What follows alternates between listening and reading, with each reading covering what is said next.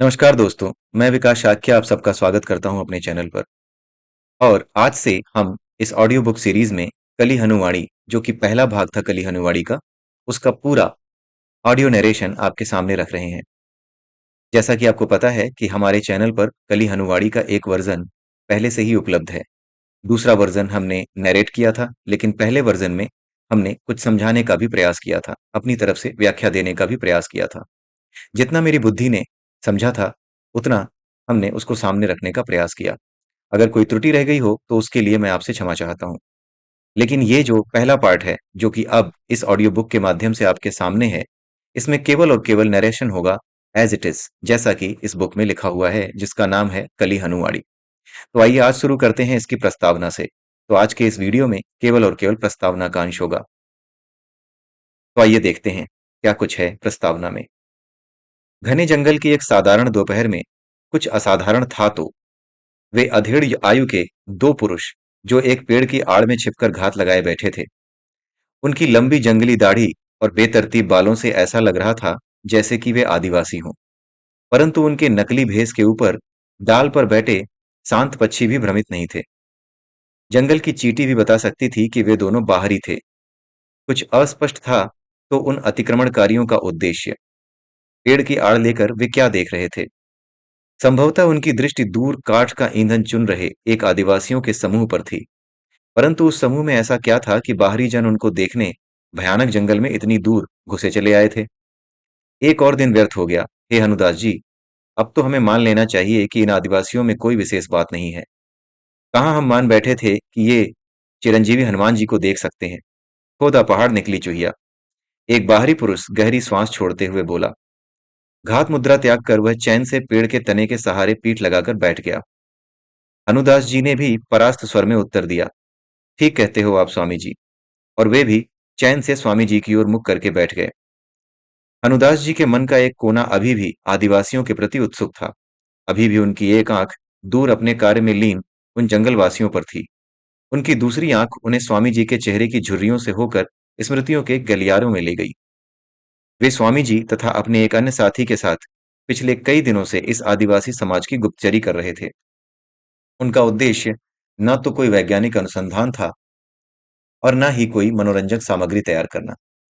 वे तो हनुमान जी के परम भक्त थे।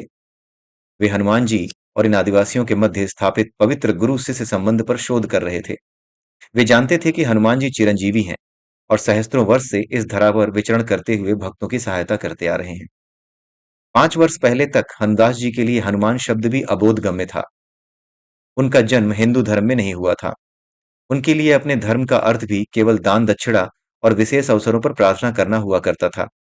तब वे हनुमान जी के दास न होकर कनाडा देश के टोरंटो नगर में एक कुलीन जीवन शैली के दास हुआ करते थे। उनके जीवन में परिवर्तन तब आया जब उन्होंने अपनी पहली पत्नी को एक दुर्घटना में खो दिया। उन्होंने अपनी पत्नी को एक दुर्घटना में खो दिया। तत्पश्चात उनका पुत्र भी मादक पदार्थों और मनोविदलता नामक मानसिक रुग्णता की भेंट चढ़ गया। विशेषकर उनके पुत्र की धीमी मृत्यु ने उन्हें झकझोर कर रख दिया। मनोविदलता ऐसी रुग्णता है जिससे ग्रस्त रोगी को ऐसी वस्तुएं और जन दिखाई देते हैं जो वास्तविकता में नहीं होते। उन्होंने अपने पुत्र को मस्तिष्क के गहरे कूपों में तड़प कर मरते देखा था। दुखदायी परिस्थितियों ने जोंक की तरह चिपट कर उनके भीतर से जीवन के प्रवाह की हर बूंद को सोख लिया था। उनके लिए तब जीवन का अर्थ भी अत्यंत संकीर्ण हुआ करता था। धन का दिखावा करके मित्रों का अनुमोदन प्राप्त करना, छल कपट से प्रतिद्वंदियों से आगे निकलने का हर क्षण प्रयास करना, हर नई प्रवृत्ति को अपनाना, हर वस्तु तथा मनुष्य को अच्छा बुरा, राग द्वेष आदि के मानसिक खानों में बिठाना, मन को सांसारिक गतिविधियों में व्यस्त करके अंतरात्मा से भागने की चेष्टा करना। अपने पुत्र के अंतिम संस्कार के दिन उन्हें अपने भीतर एक विचित्र सी शून्यता का आभास हो रहा था। तन मन एक छल्ले की भांति हो गए थे। एक ऐसा छल्ला जिसके भीतर से सब कुछ आर पार हो रहा था। सभी ध्वनियां, सभी दृश्य, सभी भावनाएं, सभी आभास, यहां तक कि शून्यता का आभास भी मन पर बिना कोई छाप छोड़े आर पार हो रहा था। कोई दुख नहीं, कोई पीड़ा नहीं, कोई पछतावा नहीं। सब कुछ तो उनके पुत्र के साथ चला गया था। रह गई थी तो शून्यता, और संभवतः शून्यता भी चली गई थी। परंतु शून्यता के जाने के पश्चात भी तो शून्यता ही रह जाती है। अंतिम संस्कार के पश्चात उनके भाई और वे घर जा रहे थे। उनके भाई गाड़ी चला रहे थे और वे खिड़की से बाहर शून्य में झांक रहे थे। सभी दृश्य उनके मन के पटल पर बिना कुछ अंकित किए फिसले जा रहे थे। तभी अचानक एक विचित्र दृश्य ने उनके मन को पुनः सक्रिय कर दिया। तिलिस्मी वानर, अद्भुत वानर उड़ रहा है, देखो। उनके मुख से अनायास ही निकल पड़ा। उन्होंने साथ में चल रही एक गाड़ी के ऊपर एक विशाल घने बालों वाली आकृति को सहजता से मंडराते देखा था। अद्भुत वानर जैसी सजीव आकृति थी वह। गाड़ी के साथ साथ और गाड़ी की ही गति से उड़ रही उस आकृति का शब्दों में वर्णन करना असंभव है। ऐसा कुछ नहीं है भाई वहां। आपको विश्राम की आवश्यकता है। उनके भाई ने संवेदनापूर्वक सिर हिलाते हुए उत्तर दिया था। उनके भाई ने संभवतः सोचा था कि पुत्र की मृत्यु के कारण उन्हें पागलपन का कोई दौरा पड़ गया था। भला किसी मानसिक रूप से स्वस्थ व्यक्ति को वानर उड़ते हुए क्यों दिखाई देंगे? उन्होंने अपने भाई पर अविश्वास भरी कड़ी दृष्टि डालते हुए कहा था, ऐसा कुछ नहीं है का क्या अर्थ है? ध्यान से देखो। तत्पश्चात उनकी वाणी को अचानक विराम लग गया, क्योंकि खिड़की के बाहर जब उन्होंने पुनः दृष्टि डाली तो वह तिलिस्मी प्राणी वहां नहीं था। साथ में चल रही गाड़ी की छत पूर्णतः खाली थी, सिवाय एक छोटे से भगवा ध्वज के। जो दिव्य प्राणी कुछ पल पहले उड़ता दिखाई दिया था, उसके जैसी एक छोटी सी आकृति अब उस भगवा ध्वज पर अंकित दिखाई दे रही थी। वह आकृति कोई और नहीं, अपितु चिरंजीवी देव हनुमान जी थे। उस गाड़ी में एक दिव्य पुरुष विराजमान थे। उनके शांत चेहरे पर लंबी दाढ़ी सज्जित थी। आगे चलकर वे महापुरुष हनुमान हनुदास जी के गुरु बने। कुछ महीने पश्चात हनुदास जी अपने नगर टोरंटो में अपना सब कुछ छोड़कर और अपनी पुरानी पहचान त्याग कर भारत आ गए थे। गुरुदेव ने उनको नया नाम दिया था, हनुदास। इस नाम का अर्थ है ऐसा मनुष्य जिसने अपना जीवन हनुमान जी को समर्पित कर दिया हो। गुरुदेव ने उड़ते वानर के दिव्य दृष्टि को प्रतिपादित करते हुए कहा था, हनुदास, वह आपका मतिभ्रम नहीं था।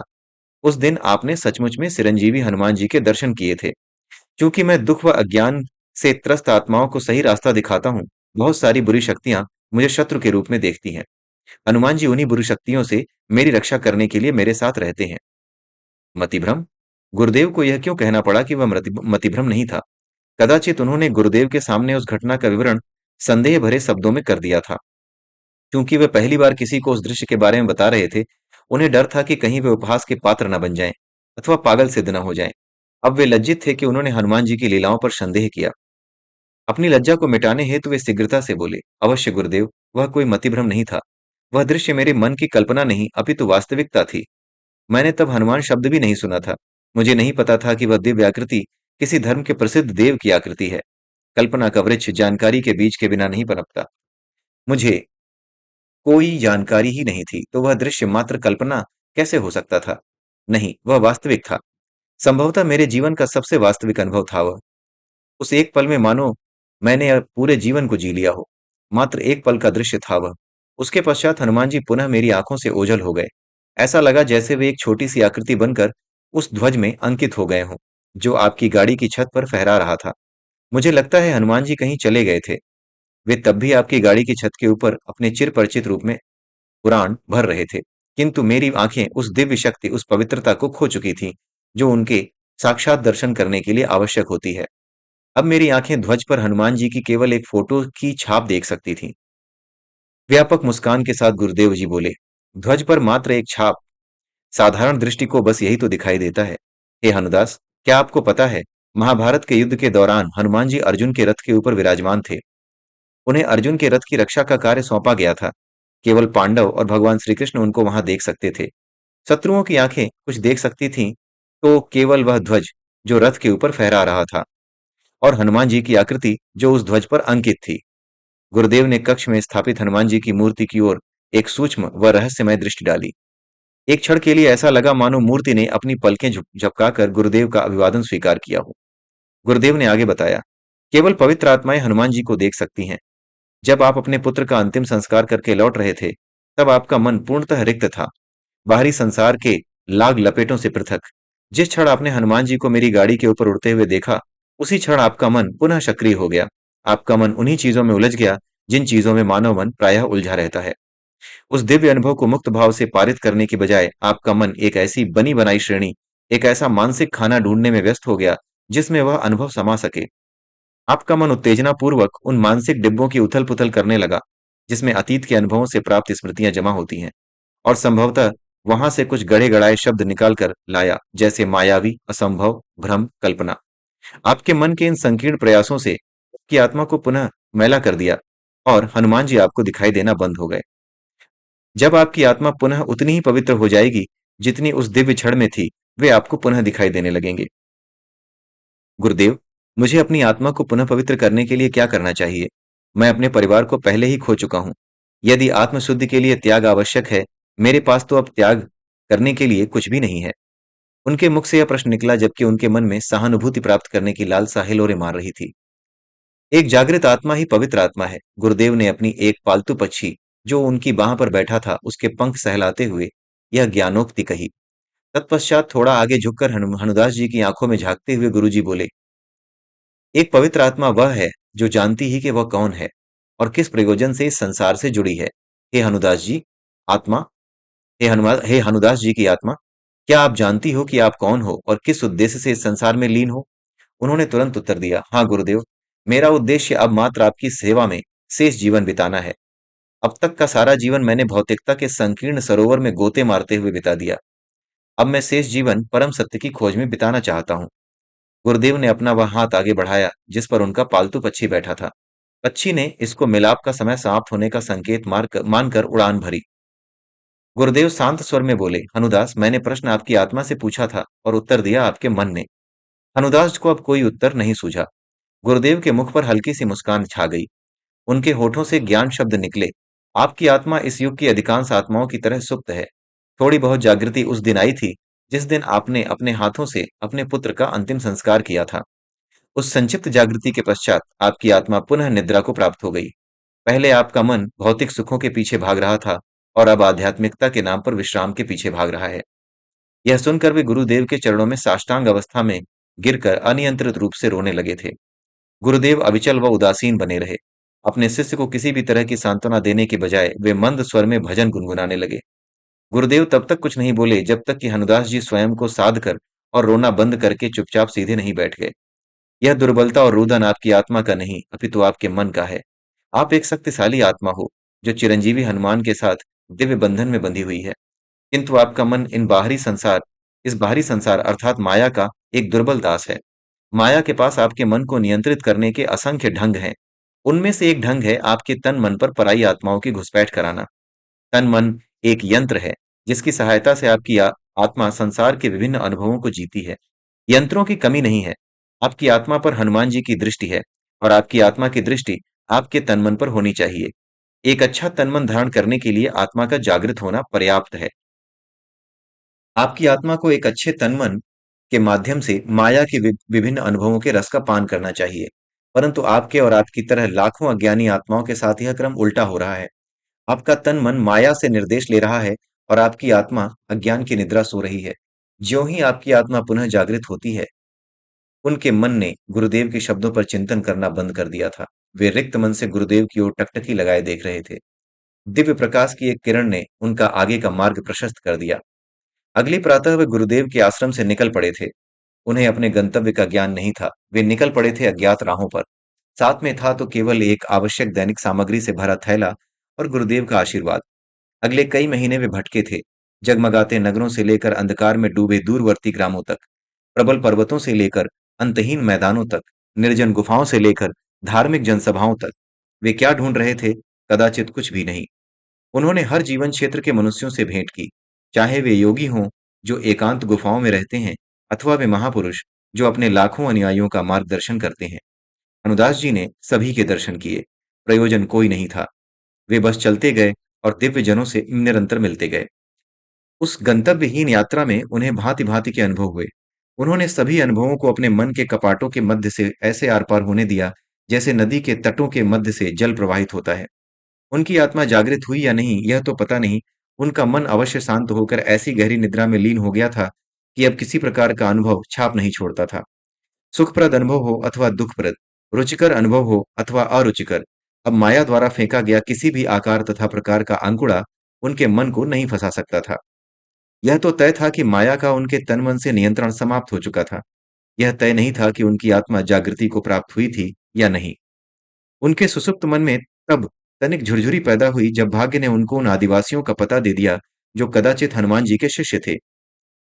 यह प्रबल सोच उनके मन में खूंटे की तरह गड़ गई थी कि वे आदिवासी कुछ तो ऐसा देख सकते थे जो शेष मानव नहीं देख सकते थे। कदाचित वह अदृश्य शक्ति चिरंजीवी हनुमान जी ही थे। इस सोच का कोई आधार नहीं था। उन आदिवासियों के बारे में कुछ भी तो विशेष नहीं था। वही पत्तों से बने वस्त्र, वही लंबे जंगली बाल, वही धूप और मिट्टी से काले पड़े तन। वे आदिवासी जो स्वयं को मातंग कहते थे, कहीं से दिव्य अथवा पवित्र नहीं लग रहे थे। उनका हनुमान जी के साथ संपर्क में होना एक आशा मात्र थी, किंतु एक ऐसी आशा जो तथ्य से भी ठोस थी। यह विचार, यह आशा कहाँ से पनप रही थी? इसका मूल कहाँ था? बाहरी संसार के गौण मानदंड तो इस विचार को कदापि प्रेरित नहीं कर रहे थे। कुछ आंतरिक था जो इस विचार को शक्ति दे रहा था, कदाचित मन की गहराइयों में अथवा मन के उस पार आत्मा में। उन्होंने यह मान लिया था कि उनका गंतव्यहीन भ्रमण अंततः किसी गंतव्य तक पहुंच गया था। संभवतः उनकी आत्मा में ज्ञान की तरंगें उत्पन्न हो गई थीं। कदाचित वे वहीं पहुंच गए थे जहां गुरुदेव और हनुमान जी उन्हें पहुंचाना चाहते थे। किंतु दो अन्य संत जो मातंगों के व्यवहार को समझने में उनकी सहायता कर रहे थे, उनसे सहमत नहीं थे। उनका मानना था कि उन आदिवासियों का अध्ययन करना समय को व्यर्थ करना था। कई महीनों मातंगों की गुप्तचरी करने के पश्चात उन्हें केवल 7 चिन्ह हाथ लगे थे, जो टूटे हुए मिट्टी के बर्तनों, वृक्षों, चट्टानों आदि पर अंकित थे। परंतु उन चिन्हों में कुछ विशेष नहीं था, और वे यह बात अपने साथी संतों के सामने मान भी चुके थे। उन्होंने वैसे चिन्ह पहले भी कई बार सुदूर गांवों में आदिवासियों की झोपड़ियों पर चित्रित देखे थे। अपने गंतव्यहीन भ्रमण के दौरान वे ऐसे सैकड़ों अनुष्ठानों के साक्षी बने थे, जिनमें इस प्रकार के रहस्यमय चिन्ह विभिन्न वस्तुओं पर चित्रित किए जाते थे। एक तर्कशील मन भले ही उन अनुष्ठानों को अंधविश्वास सिद्ध कर दे अथवा उन चिन्हों को बिना सोचे समझे खींची गई लीकें बता दे, उनका अपना मन वाद विवाद तर्क कुतर्क से ऊपर उठ चुका था। उन्होंने कभी उन चिन्हों का अर्थ खोजने का प्रयास नहीं किया। कदाचित उन चिन्हों को अंकित करने वाले जन भी उनका मूल अर्थ भूल चुके थे। अपने भ्रमण के दौरान उन्होंने यह सीखा था कि अनुष्ठान का अनुभव उसके अर्थ से कहीं बड़ा होता है, और वैसे भी वे अपने मन को जीतकर उसे सुसुप्त करने के लिए भटक रहे थे, न कि हर छोटी बड़ी चीज के अर्थ का आहार खिलाकर उसे और भी सक्रिय करने के लिए। किंतु मातंगों द्वारा अंकित उन 7 चिन्हों का अर्थ निकालने की एक आंतरिक इच्छा उनमें जाग उठी थी। वह कोई साधारण इच्छा नहीं, अपितु एक अंतरात्मा का आवाहन था। वही आवाहन जो उन्हें इतने दिनों से मातंगों की गुप्तचरी करने के लिए प्रेरित कर रहा था। उनके दो साथी स्वामी जी एवं ब्रह्मचारी जी, जो उनकी इस खोजबीन में सहायता कर रहे थे, अपनी रुचि खोते जा रहे थे। खोते भी क्यों ना, इतने दिन बीत गए थे और कुछ विशेष हाथ नहीं लगा था। कुछ समय पहले ही उन्होंने अपने दोनों साथियों के साथ मातंगों के मुखिया बाबा से मिलने का प्रयास किया था। बाबा ने उनको इतने चिड़चिड़े स्वभाव भाव से ताड़ा था कि ब्रह्मचारी जी वहां से अपने रास्ते हो लिए थे। परंतु उन्होंने स्वामी जी के साथ अपनी खोज जारी रखी थी। वे यहां आ गए थे जहां कुछ मातंग महिलाएं काष्ठ ईंधन यानी लकड़ी का ईंधन इकट्ठा कर रही थीं। वृक्ष के पीछे छुपकर वे किसी ऐसी गतिविधि की प्रतीक्षा करने लगे थे जिससे यह प्रमाणित हो सके कि वे मातंग महिलाएं चिरंजीवी हनुमान जी को देख सकती थीं। हनुदास जी स्मृतियों के गलियारों से बाहर आ गए। उनके कानों में मातंगों के समूहों में हो रही विशेष हलचल की ध्वनियां पहुंची थीं। उनकी आंखों में आशा का जुगनू टिमटिमाया। समूह में से एक दुबली पतली युवती चिल्ला चिल्लाकर हवा के साथ मुष्टि युद्ध करती प्रतीत हो रही थी। यानी वह हवा में मुक्के मार रही थी। उसकी देह मानो किसी भूत पिशाच के वश में थी। उसके हाथ पैर कटी पतंग की तरह फड़फड़ा रहे थे। समूह की शेष महिलाएं आतंकित अवस्था में खड़ी थीं। कुछ नया नहीं है, उसे मिर्गी का दौरा पड़ा लगता है, हनुदास जी बुदबुदाए। उन्होंने ऐसे दृश्य विभिन्न रूपों में पहले भी देखे थे। ऐसी विषमताओं को हर समाज अलग अलग रूप से देखता है। कोई इसे काला जादू कहता है, तो कोई इसे भूत पिशाचों का आक्रमण करना कहता है। कोई इसमें दुष्ट शक्तियों का हाथ देखता है, तो कोई दैवीय शक्तियों का आशीर्वाद। अनुदास जी इस विषय के हर पहलू को अपनी आंखों से अनुभव कर चुके थे, इसलिए उन्हें इसमें कुछ विशेष नहीं लगा। वे बोले, आज के लिए इतना कार्य पर्याप्त है, हमें अब लौट चलना चाहिए। इन मातंगों के यहाँ से जाने की प्रतीक्षा करते हैं, हनुमान जी ने सुझाव दिया। वे वृक्ष के तने के सहारे पीठ टिकाकर चैन से बैठे थे और एक लाल चींटी की गतिविधियों का रुचि से अध्ययन कर रहे थे। दौरे क्षीण होने के पश्चात वह मातंग युवती एक वृक्ष के नीचे लेट गई। समूह की अन्य महिलाएं पहले की तरह इधर-उधर लकड़ी चुनने के कार्य में लीन हो गईं। एक क्षण के लिए हनुदास जी को शून्यता का वह आभास हुआ, जो उन्हें अपने पुत्र के अंतिम संस्कार के दिन हुआ था। उस क्षण में उन्हें सुप्त अवस्था में जान पड़ रही उस युवती के समीप 3 प्रकाशमान आकृतियां दिखाई दीं। वे आकृतियां ठोस नहीं थीं, अपितु अपने स्थान पर स्पंदन कर रही दिखाई दे रही थीं। यह दृश्य देखकर उन्हें आश्चर्य का एक झटका सा लगा और वे 3 आकृतियां दिखाई देना बंद हो गईं। उनके मन ने तर्क किया कि वे आकृतियां प्रकाश द्वारा कृत एक भ्रम मात्र थीं। कुछ क्षण पश्चात वह युवती उठकर बैठ गई और तत्पश्चात सीधे सामने की ओर लुढ़क गई। ऐसा प्रतीत हुआ जैसे वह किसी अदृश्य शक्ति के सामने साष्टांग प्रणाम कर रही थी। हनुमान जी की आंखें उस अदृश्य शक्ति को देख तो नहीं सक हनुदास जी की आंखें, यहाँ हनुमान जी बोल गया हूं मैं गलती से। हनुदास जी की आंखें उस अदृश्य शक्ति को देख तो नहीं सकती थीं, किंतु उन्हें एक तर्क रहित आभास हो रहा था कि उस युवती का सिर हनुमान जी के चरण कमलों में स्थापित था। उन्होंने स्वामी जी जो लाल चींटी को साधन बनाकर ध्यान अवस्था में चले गए थे, उनको हिलाकर उठाया, उनका ध्यान उनका ध्यान इस नए घटनाक्रम की ओर खींचा। कुछ क्षण के पश्चात वह युवती खड़ी हो गई। उसके हाथ प्रणाम की अवस्था में जुड़े हुए थे। वह उस अवस्था में बहुत देर तक रही। उस दौरान उसके होठ ऐसे हिल रहे थे जैसे वह किसी से बतिया रही हो। आश्चर्य की बात यह थी कि उसके होठों में गति व उसके मुख पर हाव भाव केवल हनुदास जी को दिखाई दे रहे थे। स्वामी जी को तो लग रहा था कि वह युवती शांत एवं ओष्ठबद्ध यानी ओठ बंद किए हुए अवस्था में ऐसे खड़ी थी जैसे प्रार्थना कर रही हो। लगभग आधे घंटे के पश्चात जब वे दोनों संत उस स्थान को त्याग कर अपने ठिकाने की ओर बढ़ रहे थे, स्वामी जी ने शास्त्रार्थ शुरू करने की उद्देश्य से टिप्पणी की। मुझे तो उस युवती के व्यवहार में कोई विशेष शोध करने योग्य बात नहीं दिखती। भयानक एवं हिंसक दौरा पड़ने के पश्चात जैसा व्यवहार अपेक्षित है, वैसा ही व्यवहार वह कर रही थी। किंतु हरदास जी को शास्त्रार्थ में अब कोई रुचि नहीं थी। वे मानसिक सीमाओं के पार शून्यता में लीन थे। स्वामी जी सोच रहे थे कि एक और दिन व्यर्थ हो गया था, परंतु हनुदास जी जानते थे कि उनका उस शक्ति से मिलना केवल एक डग दूर था, जिस शक्ति से मिलने के लिए उनकी आत्मा तरस रही थी। कुछ दिन पश्चात ही उन्होंने मातंगों द्वारा गूढ़ लिपि में अंकित उन 7 चिन्हों का गुप्त अर्थ जान लिया। वह एक पहेली थी जिसका अर्थ था, चिरंजीवी हनुमान 41 वर्ष में एक बार अपने शिष्यों अर्थात मातंगों को ब्रह्म ज्ञान देने आते हैं। अगले कुछ महीनों के दौरान उन्होंने मातंगों से ऐसे सहस्त्रों गूढ़ चिन्ह प्राप्त किए और उनमें छिपी पहेलियों के अर्थ निकाले। उन चिन्हों में हनुमान जी के द्वारा उनके शिष्यों को प्रदत्त पूर्ण ब्रह्म ज्ञान समाहित था। वह ब्रह्म ज्ञान आगे चलकर मुख्य धारा के समाज में रहने वाले भक्तों को कली हनुवाड़ी नामक पुस्तक के रूप में प्राप्त होना था। इसी के साथ प्रस्तावना इस पुस्तक की समाप्त होती है। अगले वीडियो में, या ये कहिए कि अगली ऑडियो ऑडियो बुक की अगली वीडियो में या अगली रिकॉर्डिंग में हम पहला अध्याय दो माताओं से जना उसको देखेंगे, उसे सुनेंगे। तो इसी के साथ ये भाग यहीं पर समाप्त होता है।